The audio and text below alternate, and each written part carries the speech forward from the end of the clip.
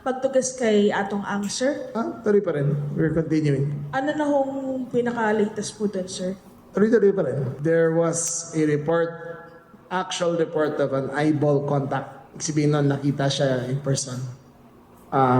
Immediately, gumawa kami ng follow-up operations. Namintis namin, but we will, so far, so ang last report ay nakita siya rito sa Pilipinas. I was personally part of the raiding team. Pumunta ako mismo, pero hindi namin siya naabutan. So, Region 3. dito lang sa Pilipinas. Region 3 po, Sec. Dito lang sa Pilipinas. Earlier po, may sinabi po kayo na may sightings din po sa Vietnam. Last week po yun. May lang, yung, again, as I told you before, raw intelligence reports yun, nando doon siya.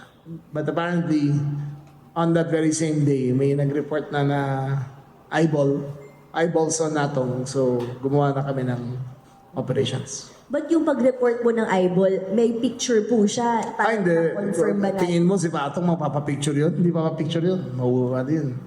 Parang palus yun eh. Diba? Hindi mo basta-basta maabutan yan. But eyeball, this means nakita niya personal. No, it was in a private place. And credible po yung ating informant. Yes. May follow-up pa po tayo sa kanya. Dito lang din po sa Pilipinas. Yes, going on right now. I have a meeting later dito sa command conference, pag-uusapan rin namin.